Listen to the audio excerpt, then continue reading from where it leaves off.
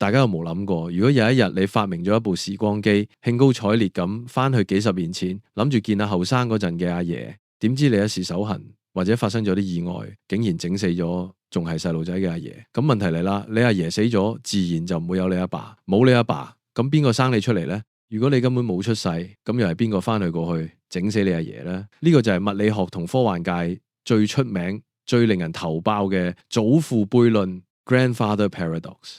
今日我哋就嚟深度拆解呢個時光旅行嘅一號禁忌，睇下科學家同荷里活導演點樣試圖解決呢個邏輯死循環。其實祖父只係一個代號，佢可以係你阿婆、你父母，甚至係任何一個影響你出世嘅祖先。呢個悖論核心在於因果鏈嘅斷裂。傳統物理學認為時間係一條直線，由過去流向未來。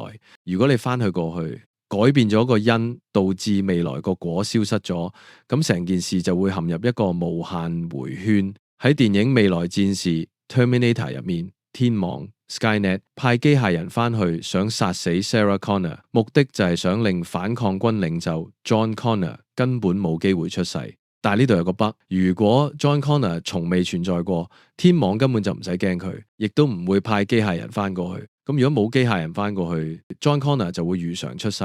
你睇呢個圈係兜唔完嘅。咁到底有冇方法可以避開呢個悖論？科學家同埋編劇俾咗幾條路我哋行。第一種解釋叫做命定論 （predestination） 或者自洽原則 （Novikov self-consistency principle）。簡單嚟講就係命中注定，就算你有時光機，你都改變唔到歷史。你想翻去殺阿爺，對唔住，支槍會無端端卡住粒子彈，或者你認錯人，殺錯咗隔籬屋個陳生。總之你所做嘅每一件事，其實一早已經係歷史嘅一部分。著名物理學家 Neil deGrasse Tyson 提過一個好有趣嘅例子，叫做快子 Tachyon。呢種假想粒子速度快過光速，根據方程式佢哋係逆流時間嘅。想象你有部筷子電話，你見到你個死黨行行下街，準備踩到塊蕉皮跌倒，你即刻傳個短信翻去，1分鐘前提醒佢，喂，睇路啊，有蕉皮。結果點？佢攞部電話出嚟睇嗰陣，反而分咗心，冇睇路，結果真係踩中塊蕉皮。你以為你改變緊未來，點知你嘅行為先係導致嗰件事發生嘅原因。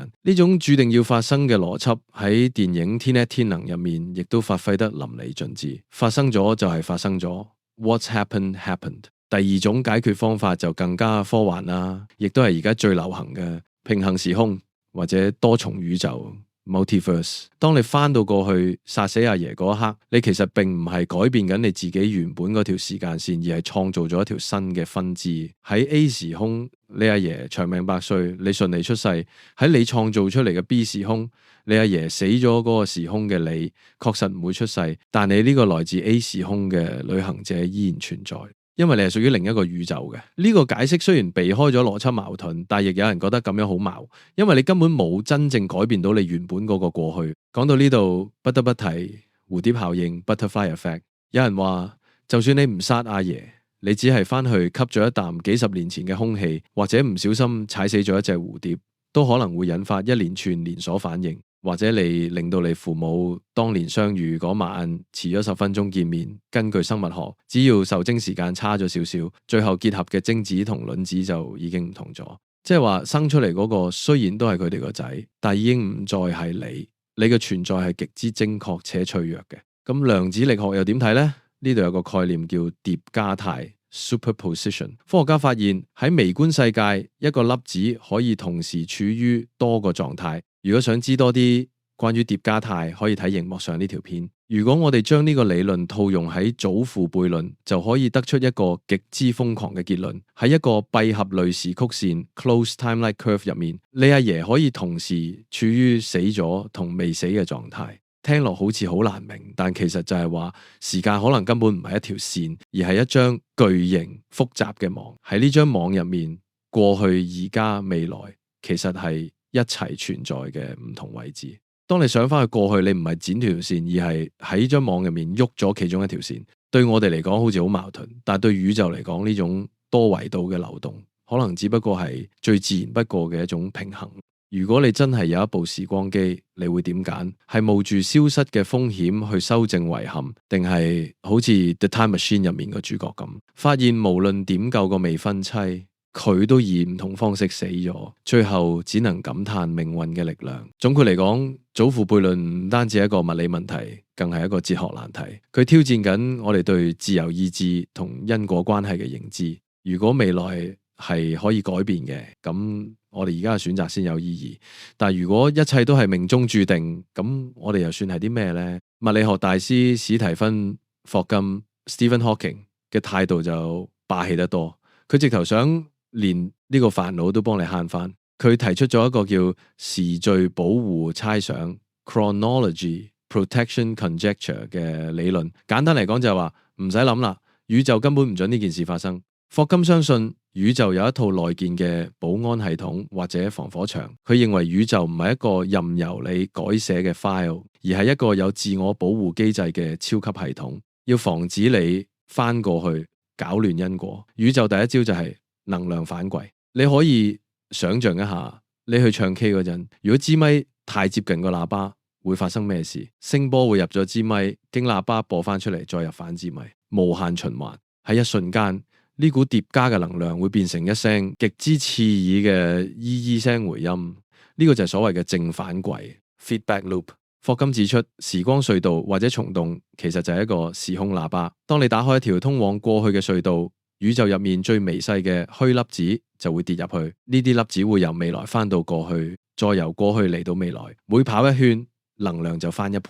喺你仲未嚟得及跨出第一步去殺阿爺之前，宇宙已經先發制人。喺一粒微塵咁細嘅時間入面，物理學家叫呢個做普朗克時間 Planck time， 係宇宙入面最短嘅瞬間，嗰股循環疊加嘅能量就會失控爆發。呢股能量會比原子彈仲要勁億萬倍，直接將你條時光隧道炸斷。宇宙嘅邏輯好簡單，你想破壞因果律，我就先炸爛你部時光機。如果你覺得物理理論太過離地，霍金仲有一個非常幽默甚至帶點孤獨嘅證據。2009年6月28日，佢喺劍橋大學搞咗個派對，現場有香檳、有氣球，仲有大橫額寫住歡迎時光旅客。但最關鍵嘅係佢係等個派對完咗之後，先至正式發出邀請函。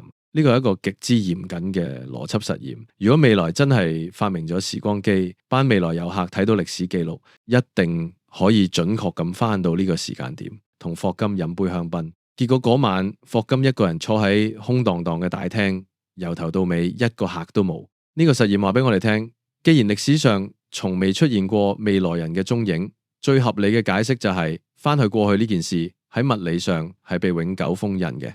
你可以將宇宙想象成一個極之精密嘅運作系統，而時間就係維持呢個系統穩定嘅底層規則。如果你嘗試透過殺死阿爺嚟挑戰呢啲規則，物理定律本身就有無數種方法令你失敗。可能係你部時光機喺關鍵時刻發生零件故障，又或者係量子力學嘅不確定性令你粒子彈偏離咗幾厘米。甚至係你翻到去嗰陣突然腳軟跌親。總之，宇宙嘅基本力量會確保因果鏈唔會被切斷。霍金嘅猜想雖然聽落好掃興，但背後其實有一種溫柔。佢認為物理定律唔容許自相矛盾，係為咗保護歷史嘅完整性。如果過去可以隨便改，如果因唔一定導致果，咁我哋生存嘅每一秒所做嘅每一個決定都會變得毫無意義。我哋之所以覺得世界係穩定嘅，可能正正係因為呢啲冇得違反嘅物理法則，默默守護住時間嘅大門，確保呢場宏大嘅宇宙探險可以順利行落去。雖然我哋而家仲未做到時光機，但係透過研究祖父悖論，我哋學識咗一樣嘢，每一個當下嘅決定，其實都係喺度創造緊未來。與其諗點樣翻過去改變歷史，不如好好把握而家呢一秒，因為呢一秒就係你未來想翻嚟改變嘅過去。好啦，呢一集就講到呢一度。如果有咩題目想聽嘅，請留言話我知。如果中意呢條片嘅，就記得 like、share 同 subscribe。拜拜。